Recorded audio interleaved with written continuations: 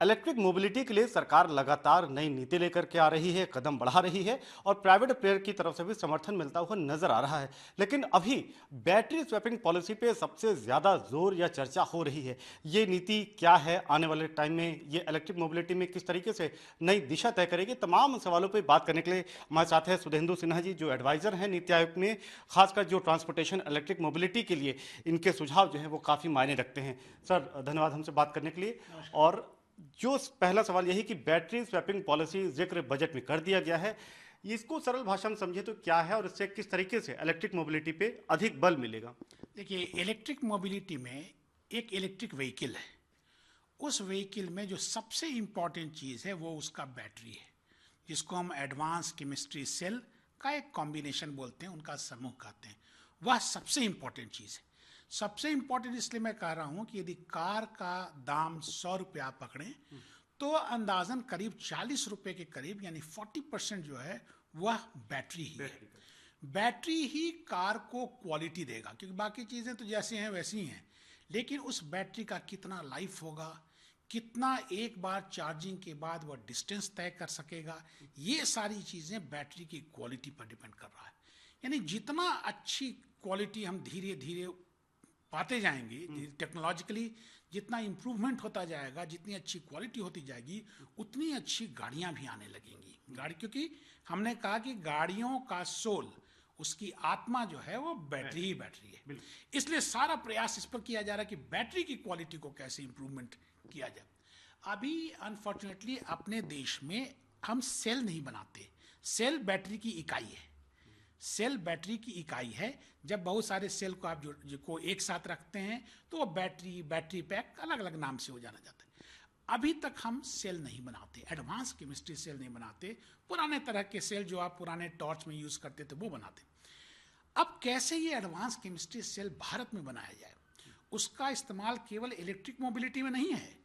उसका इस्तेमाल जो है वो आपके मोबाइल में है, लैपटॉप में है, बहुत सारे मेडिकल इंस्ट्रूमेंट्स में है, बच्चों के खिलौने में है, तमाम जगहों पे उसका इस्तेमाल है। हर तरह के इलेक्ट्रिकल थिंग्स में उसका, जो चीज़ों में उसका इस्तेमाल है। अब पहली बार देख रहे हैं कि पीएलआई स्कीम सरकार ने लॉन्च किया है। 18,100 करोड़ रुपए का ये इंसेंटिव स्कीम है, जिसमें हम 50 गीगावाट को हम सपोर्ट करेंगे। और ये पूरा का पूरा जो स्कीम है उसमें मिनिमम हमने कहा है कि 5 गीगावाट कम से कम, मतलब एक बहुत बड़ा प्लेयर्स ही इसमें पार्टिसिपेट कर सकता है। 5 गीगावाट कम से कम, ज़्यादा से ज़्यादा 20 गीगावाट को हम सपोर्ट करेंगे एक इंडिविजुअल प्लेयर के लिए, और कुल 50 गीगावाट करेंगे। ये जब इसका, और ये इस पर कार्यक्रम बहुत तेज़ी से चल रहा है। उम्मीद है कि इस फाइनेंशियल ईयर में हम इस चीज़ को क्लोज कर लेंगे कि कौन वो लोग हैं, कौन वो मैन्युफैक्चरिंग एजेंसीज हैं, यूनिट्स हैं, जो कि एडवांस केमिस्ट्री सेल भारत में बनाएंगे। तो उनको हमने 2 वर्ष का मौका दिया है, प्रिपरेटरी टाइम दिया है। यानी 2024-25 में जो है पहली बार आप देखेंगे make in India advance chemistry cell बनेगा। और ये जो सेल होगा बिल्कुल इसकी जो क्वालिटी हम लोगों ने सोच रखी है वो बिल्कुल अपग्रेड है, बिल्कुल एस्पिरेशनल है। समझें आप इसको, इस तरह समझें कि वन ऑफ द बेस्ट जो दुनिया का हो सकता है वह है। तो जब उस तरह के बैटरी आने लगेंगी तो निश्चित तौर पर हमारी जो व्हीकल्स हैं उनका भी स्टैंडर्ड इंप्रूव करेगा। और जितने तरह के हमारे एंग्जाइटी रहते हैं, एक चार्ज में कितना डिस्टेंस तय करेगा, कितनी जल्दी हम उसको चार्ज कर सकेंगे, बैटरी की जो है डेंसिटी कितनी होगी, ये सारी चीज़ें जो हैं उससे सॉल्व हो जाएंगी। इसलिए ये एडवांस केमिस्ट्री सेल एक इनिशिएटिव है। उसी प्रकार से दूसरा इनिशिएटिव सरकार की तरफ से ये है कि हम इंसेंटिवाइज कर रहे हैं ऑटोमोबाइल कंपोनेंट्स को, और ऑटोमोबाइल इंडस्ट्री के लिए इसको हम इंसेंटिवाइज कर रहे हैं। वह एक अलग स्कीम है कि जो इसमें सामान लगते हैं, जो मैनेजमेंट, जो बैटरी मैनेजमेंट सिस्टम है, जो कॉम्प्लेक्स इलेक्ट्रॉनिक की चीज़ें हैं, उनको हम, उनके मैन्युफैक्चरिंग इस देश में हो, उसको इंसेंटिवाइज कर रहे हैं। इसी प्रकार से सरकार ने जो है फेम स्कीम चला रखा है कि डायरेक्ट यदि आप 2 व्हीलर ले रहे हैं, 3 व्हीलर ले रहे हैं, बस ले रहे हैं, उस पर हम आपको इंसेंटिवाइज कर रहे हैं, आपको उसमें हम छूट दे रहे हैं। यह केंद्र सरकार ने प्रयास किया है। इसके साथ साथ राज्य सरकारों ने अपने तरफ से और भी उस पर टॉप अप कर दिया है इंसेंटिव को। तो कुल मिलाकर के प्रयास ये किया जा रहा है कि एक साधारण आदमी के पहुंच में हम इलेक्ट्रिक व्हीकल्स को लाएं। और जो डिफरेंस है इलेक्ट्रिक व्हीकल्स और जो कन्वेंशनल व्हीकल्स, जिसको हम आइस बोलते हैं, इंटरनल कंबशन इंजन के व्हीकल्स, जो पेट्रोल, डीजल, गैसोलीन पे चलता है, उन व्हीकल्स के तुलना में लोग इसको प्रेफर करने लगे। तो इस प्रकार से पूरा क्वालिटी इंप्रूव किया जा रहा है। एक पूरा का पूरा इकोसिस्टम डेवलप करने की बात है जो कि हो रहा है, और जिससे कि हम इसको इलेक्ट्रिक मोबिलिटी को हम लेकर के आगे चले। पूरे दुनिया में इलेक्ट्रिक मोबिलिटी आज सबसे बड़ा डिसरप्शन है मोबिलिटी के पैराडाइम में। देश के देश जो हैं वो कंप्लीटली अपने व्हीकल को, खासकर जो नई गाड़ियां बन रही हैं उसमें वो चेंज करते जा रहे हैं। आप छोटे देशों को लें तो डेनमार्क है, नॉर्वे है, स्वीडन है, जर्मनी में ये चेंजेस आ रहे हैं। बहुत सारे देशों में, स्वीडन हमने आपको बताया, देश के देश इलेक्ट्रिक मोबिलिटी को अडॉप्ट करते जा रहे हैं। इसी प्रकार से ये आवश्यक है अपने देश में जहाँ की हमारे पास संसाधन, जो फॉसिल फ्यूल्स जिसको हम बोलते हैं, पेट्रोल, डीजल, इनका संसाधन रिलेटिवली कम है और हमको आयात करना पड़ता है, फॉरेन एक्सचेंज हमारा जाता है। आवश्यक है कि हम बैटरी खुद ही मैन्युफैक्चर करें, ये गाड़ियां खुद ही अपने देश में मैन्युफैक्चर हो, और केवल अपने देश के लिए नहीं बल्कि पूरा एक इंटरनेशनल मार्केट के लिए जो है वो हमारी गाड़ियां, हमारी गाड़ियों के जो कंपोनेंट्स हैं, हमारा जो एडवांस केमिस्ट्री सेल है, वो उतना बड़ा हमारा एक एक्सपोर्ट का एक अपॉर्चुनिटी मिले। इसलिए इस प्रकार से यह जो है ना, वो केवल गाड़ियों का प्रेफरेंस नहीं चेंज कर रहा है, ये इन्वेस्टमेंट के नए अपॉर्चुनिटीज और रोजगार की नई संभावनाएं, दोनों चीज ये आपको जनरेट कर रहा है। इसी में सर, जैसा आप बता रहे हैं कि किस तरीके से नए कदमों के जरिए कोशिश ये की जा रही है कि ऑटो सेक्टर में एक रेवोल्यूशन लेकर के लाया जाए। इसमें बैटरी स्वैपिंग पॉलिसी का जिक्र जो किया गया है, इसमें कई लोग अपने अपने हिसाब से आकलन कर रहे हैं कि बैटरी स्वैपिंग पॉलिसी क्या होगी, कि हम अपनी जो पुरानी बैटरी होगी उसको वापस कर पाएंगे, अगर बैटरी डिस्चार्ज हो जाएगी तो उसको क्या कर पाएंगे। तो इस नई नीति के बारे में अगर आप कुछ शेयर करें कि क्या ये नई नीति रह सकती है, इसका खाका क्या रह सकता है, और आने वाले टाइम में कब तक इसका पहला ड्राफ्ट बनता हुआ हम देख पाएंगे। सरकार ने बैटरी स्वैपिंग पॉलिसी को सपोर्ट किया है। बैटरी स्वैपिंग वास्तव में जैसे दो तरह की स्थिति हो सकती है, एक जिसमें आपके पास गाड़ी है, आपके पास बैटरी भी है। दूसरी स्थिति हो सकती है कि नहीं, गाड़ी आपके पास है, बैटरी आपके पास नहीं है, बैटरी आप जा करके जो है उसको पीरियोडिकली यूज कर सकते हैं, यानी बैटरी का जो इस्तेमाल है वह एज ए सर्विस कर सकते हैं। एक दूसरी बात क्या है कि यदि आपके पास गाड़ी है और बैटरी भी आपकी है तो आपको चार्ज कराने में वक्त लगता है। या तो आप अपने घर में भी चार्ज करेंगे तो वक्त लगेगा, दूसरी जगह जाएंगे किसी उस सर्विस स्टेशन पे तो वहाँ पर भी आपको वक्त लगेगा। अब क्या ऐसी स्थिति हो सकती है कि यदि हम किसी जगह पर गए और जिस तरह से किसी दुकान से आप सामान लेते हैं, आप वहाँ पर 5 से 10 मिनट खड़े रहे, उतने देर में आपके बैटरी को उसने चेंज कर दिया, तो आपके बैटरी को उसने रख लिया और वही नया बैटरी उसने उसी तरह का बैटरी आपको दे दिया। इसी को बैटरी स्वैपिंग बोलते हैं। तो हर बैटरी का समझिए कि अपना, जैसे हम लोग का एक आधार होता है, एक यूनिक आइडेंटिटी होता है, तो बैटरी का भी अपना एक पासपोर्ट होता है। हर बैटरी का एक अपना आइडेंटिटी है। जब हमने उस बैटरी को जमा कर दिया तो उसने दूसरा बैटरी दे दिया। तो अब क्या है कि बैटरी की आपकी ओनरशिप नहीं है।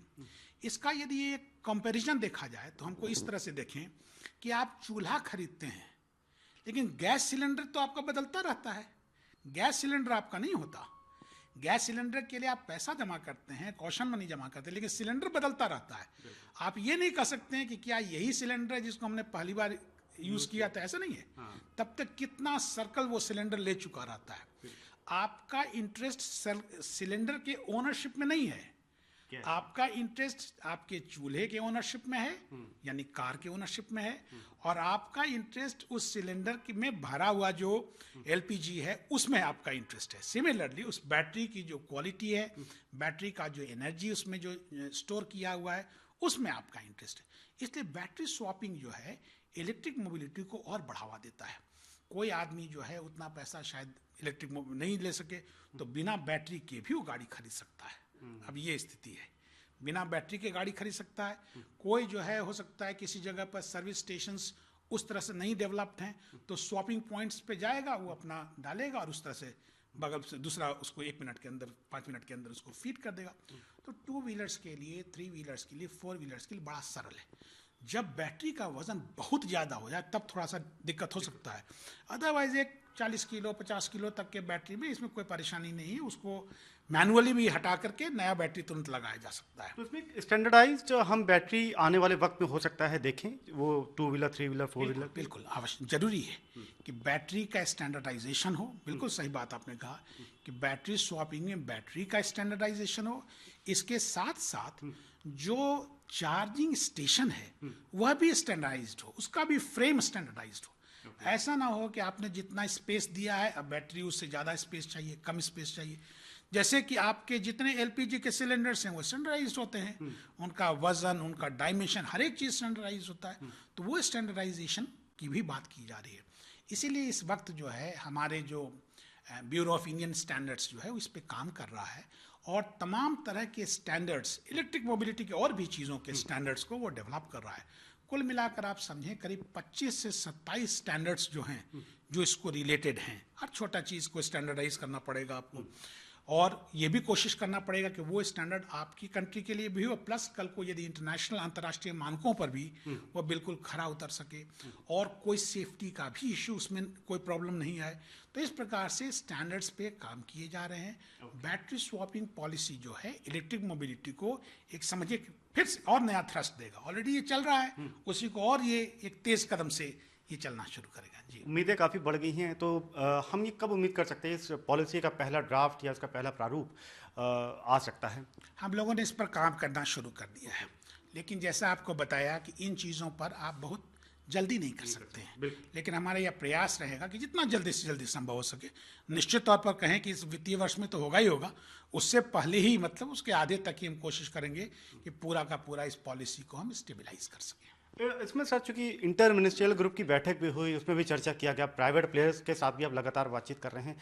किस तरीके का फीडबैक, रिस्पांस, एनालिसिस आप देख पा रहे हैं? क्योंकि प्राइवेट प्लेयर चूंकि उनके पार्टिसिपेशन के बिना तो पूरा ये प्रयास जो है वो शायद मुकाम तक ना पहुंचे, तो उसको देखते हुए क्या आपकी राय है? प्राइवेट प्लेयर्स भी इसको लेकर के बैटरी स्वैपिंग पॉलिसी को लेकर के काफ़ी एक्साइटेड है और कई समय से उनका भी प्रयास था और भी कई स्टेक होल्डर्स इसमें इंटरेस्टेड थे कि बैटरी स्वैपिंग को सरकार जो है एक सपोर्ट दे, जिस सपोर्ट की बात हो गई है। इसके साथ साथ आप देखेंगे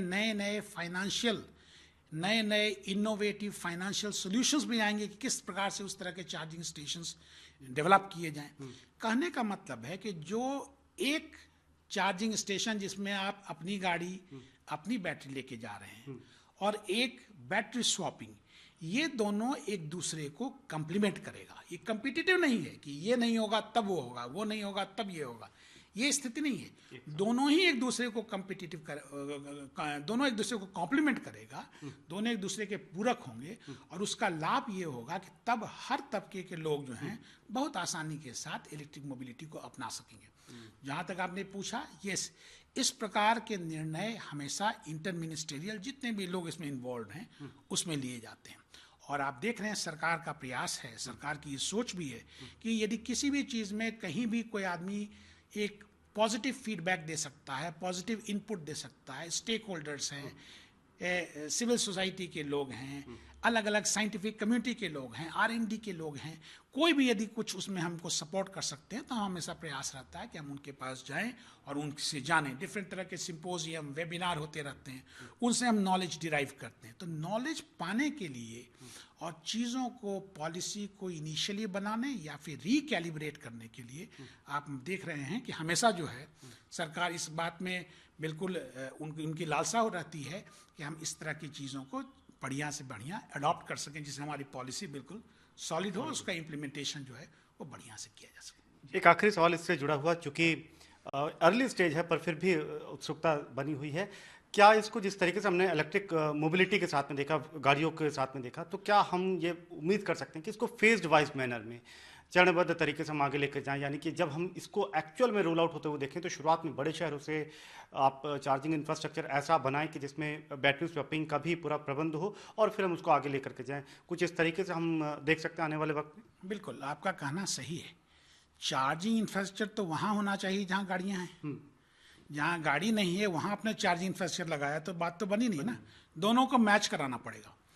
तो हम लोगों ने जैसे बसेस के केस में देखिए जो फेम को रीस्ट्रक्चर किया, उसमें हमने आइडेंटिफाई किया कि 9 जो सबसे बड़े शहर हैं भारत की, चेन्नई है, मुंबई है, कोलकाता है, दिल्ली है, सूरत, अहमदाबाद है, पूना है, हैदराबाद है, बैंगलोर है, इन शहरों को सबसे पहले हमने पकड़ा और इनको कहा कि लाइट हाउस सिटीज़ हैं। ये शहर क्यों? क्योंकि इनका जो पॉपुलेशन है वो 4 मिलियन प्लस, 40 लाख से ज़्यादा की पॉपुलेशन। तो 9 शहरों को पकड़ा। इन शहरों में पब्लिक ट्रांसपोर्ट सिस्टम को लीजिए या फिर जनरल व्हीकल को लीजिए, हमने कहा इसको सैचुरेट करना चाहिए, इन शहरों में फोकस करना चाहिए। पूरे भारत के शहरों में अपना पूरा रिसोर्स लगाने से अच्छा है कि इन 9 शहरों में हम फोकस करते हैं। और जब एक बार ये शहर डेवलप करने लगेंगे, इलेक्ट्रिक मोबिलिटी की ओर बढ़ने लगेंगे, तो ये लाइट हाउस सिटीज़ की तरह डेवलप होकर के बाकी शहर उसको फॉलो करने लगेंगे। एग्जाम्पल सेट हो, हाँ, एग्जाम्पल सेट हो। जैसे आप देखते हैं दिल्ली में यदि कोई नई चीज़ आती है तो धीरे धीरे पूरा उत्तर भारत में आ जाता है। बॉम्बे में कोई चीज़ आता है तो फिर उसी प्रकार से वो मध्य भारत में आ जाता है। बेंगलोर में या चेन्नई में कोई नया चीज़ डेवलप करता है तो वो उधर साउथ दक्षिण भारत को कवर कर लेता है। उसी प्रकार से जरूरी है कि आप लाइट हाउस सिटीज़ डेवलप करें। चार्जिंग इंफ्रास्ट्रक्चर में भी उस तरह का प्रयास किया जा रहा है, प्रयास किया जाना चाहिए और हम लोग कर भी रहे हैं। और उसी प्रकार से बसेस, जैसा हमने बताया, वो तो फोकस है ही कि इन शहरों पर हम कंसंट्रेट कर रहे हैं और इसका रिजल्ट बड़ा ही पॉजिटिव आ रहा है। ऑफ कोर्स थोड़ा समय लगेगा, जैसा हमने बताया कि अभी तो हमारा शुरुआती दौर है, लेकिन इतने शुरुआती दौर में ही देखिए बड़ा ही एक पूरे आयाम में परिवर्तन हुआ है। आज से 2 वर्ष पहले यह सवाल पूछते थे मैन्युफैक्चरर्स कि हम सामान किसके लिए बनाएं, खरीदेगा कौन। आज स्थिति ये है कि जितने OEMs हैं यानी ओरिजिनल इक्विपमेंट मैन्युफैक्चरर्स हैं, गाड़ी बनाने वाले हैं, जो वो अपनी कैपेसिटी को बढ़ाते जा रहे हैं जिससे ज़्यादा से ज़्यादा व्हीकल्स को बना सकें, क्योंकि डिमांड मार्केट में आ गया है। मार्केट में अब डिमांड है, ऑफ कोर्स इंसेंटिव के थ्रू है, कई चीज़ें, और हम सरकार के पूरा सपोर्ट लग रहा है, तब उसके बाद वो चीज़ें डिमांड बढ़ती जा रही है। लेकिन इस दिशा में आप देखेंगे बिल्कुल पहल जो है काफ़ी सकारात्मक है, सरकार की सोच सकारात्मक है, उनके जितने इनिशिएटिव्स हैं वो उसको बहुत तेज़ी से आगे लेके चल रहे हैं और पूरा का पूरा इकोसिस्टम जो है वो डेवलप कर रहा है, जो इलेक्ट्रिक मोबिलिटी को आगे लेकर के चल रहा है। बिल्कुल सर, बहुत बहुत धन्यवाद सर हमसे बात करने के लिए। कैमरामैन देवेंद्र के साथ समीर दीक्षित, ET नाउ स्वदेश।